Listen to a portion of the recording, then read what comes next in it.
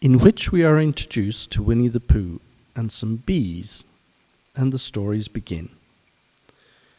Here is Edward Bear, coming downstairs now, bump, bump, bump, on the back of his head, behind Christopher Robin. It is, as far as he knows, the only way of coming downstairs. But sometimes he feels that there really is another way.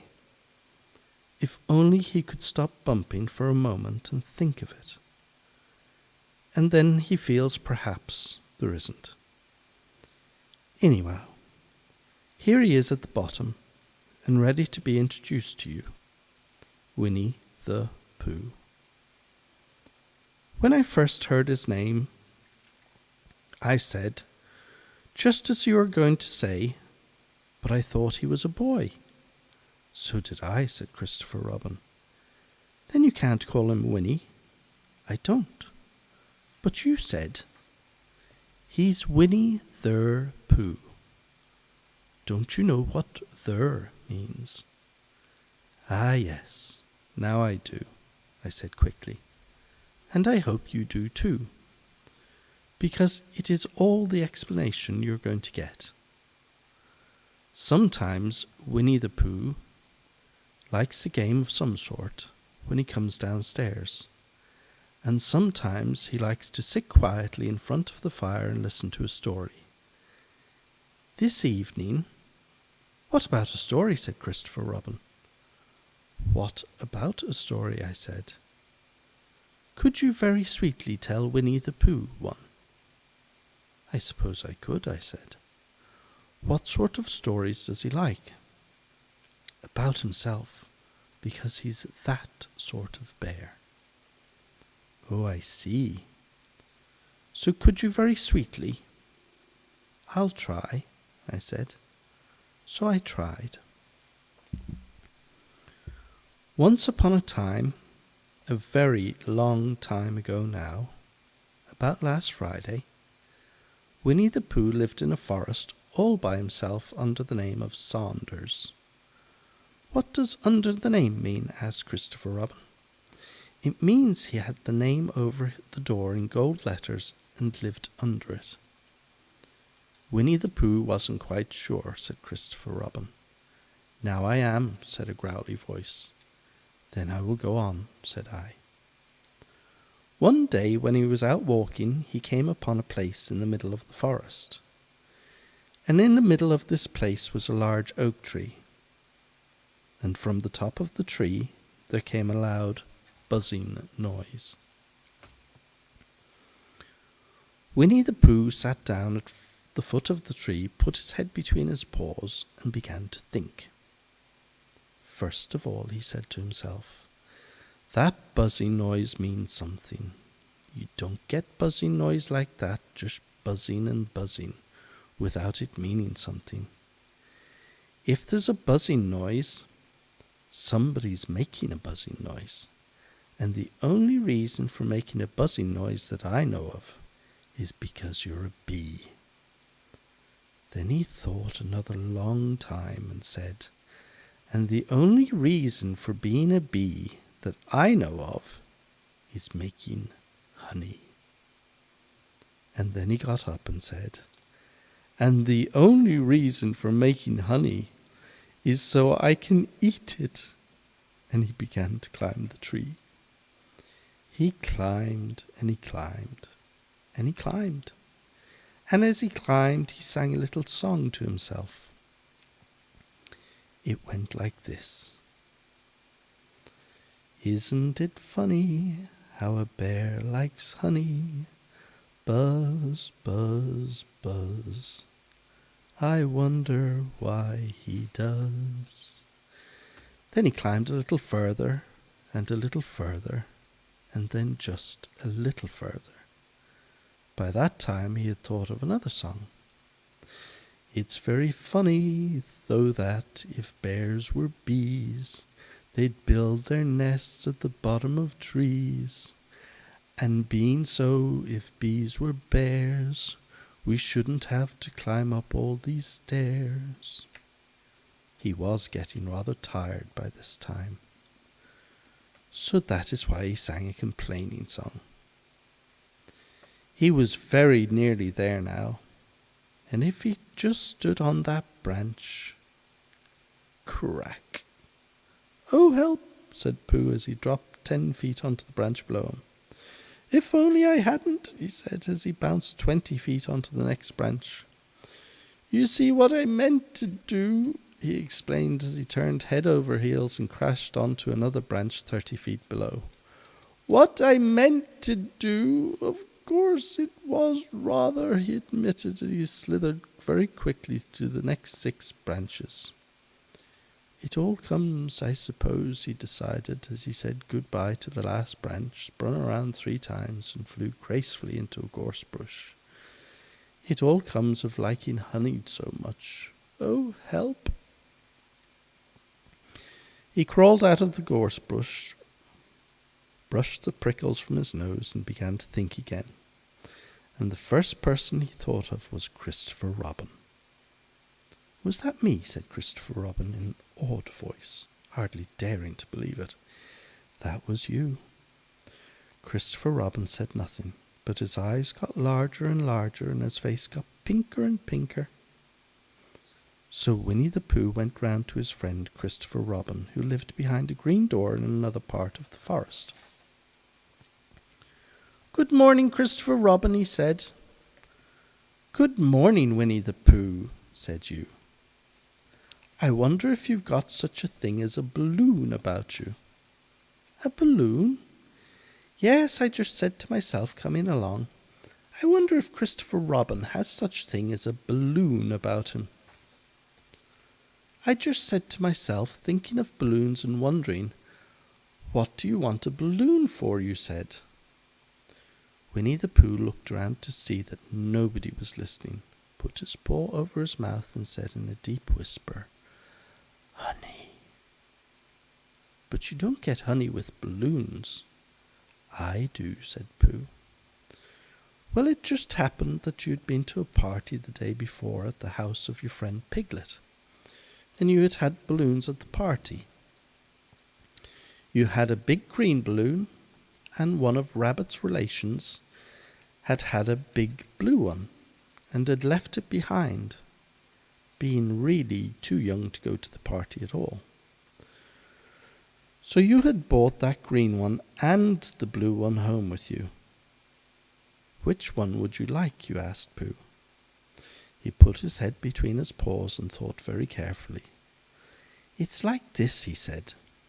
"When you go after honey with a balloon, the great thing is not to let the bees know you're coming.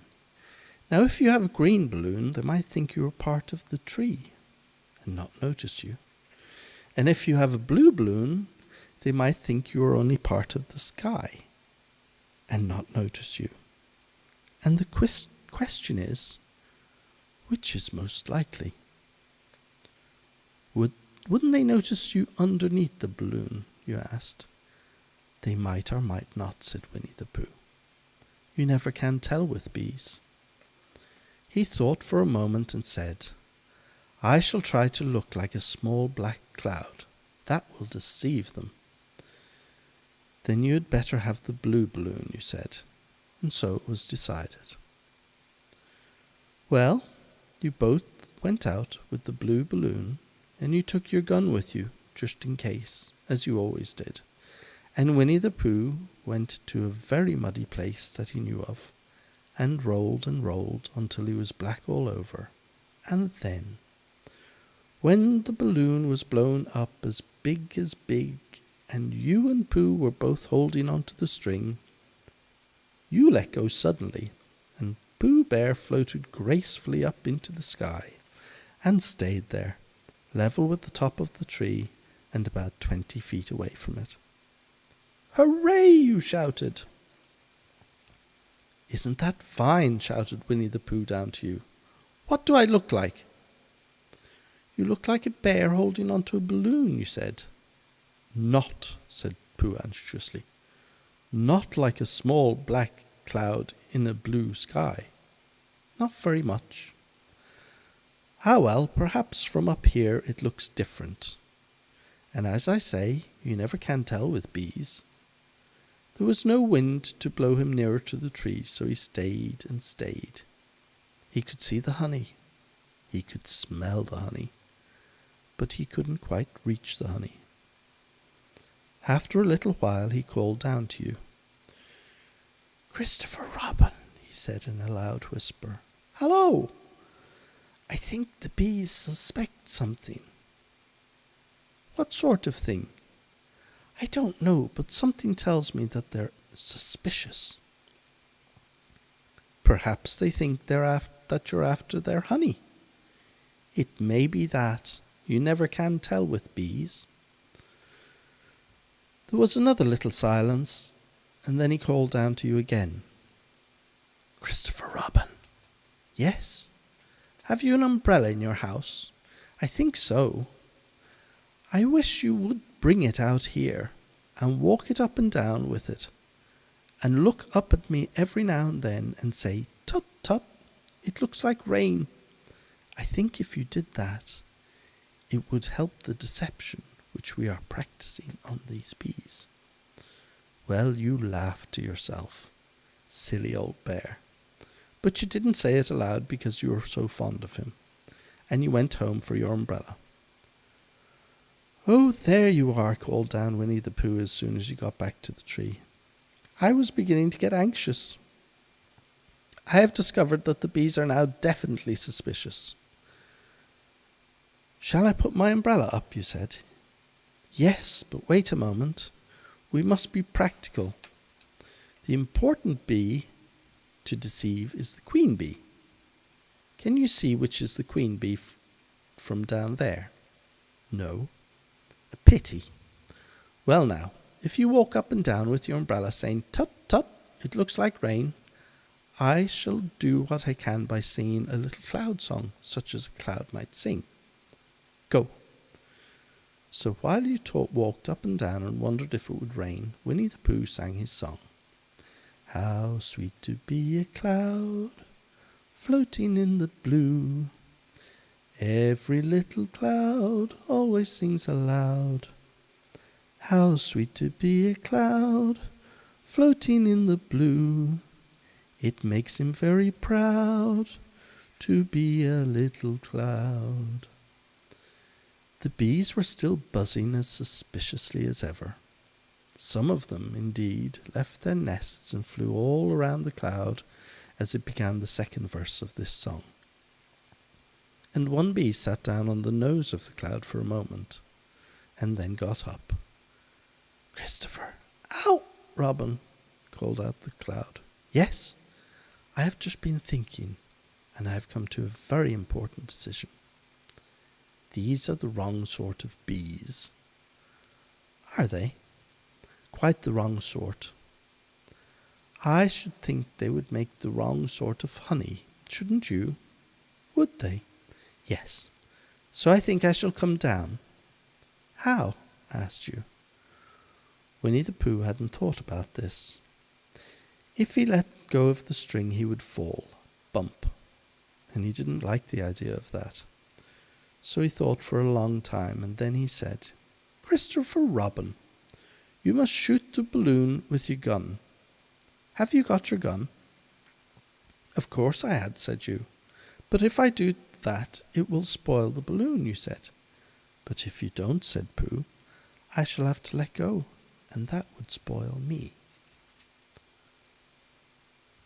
When he put it like this, you saw how it was, and you aimed very carefully at the balloon and fired. "Ow!" said Pooh. "Did I miss?" you asked. "You didn't exactly miss," said Pooh, "but you missed the balloon." "I'm so sorry," you said, and you fired again, and this time you hit the balloon. The air came slowly out, and Winnie the Pooh floated down to the ground. But his arms were so stiff from holding on to the string of the balloon all that time that they stayed up straight in the air for more than a week, and whenever a fly came and settled on his nose, he had to blow it off, and I think, but I am not sure, that is why he was always called Pooh. "Is that the end of the story?" asked Christopher Robin. "That's the end of that one. There are others. About Pooh and me, and Piglet and Rabbit and all of you. Don't you remember?"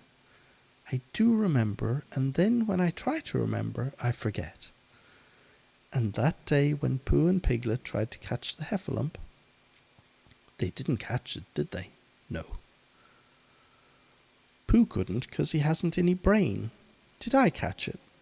"Well, that comes into the story." Christopher Robin nodded. "I do remember," he said. "Only Pooh doesn't very well, so that's why he likes having it told to him again. Because then it's a real story and not just a remembering." "That's just how I feel," I said.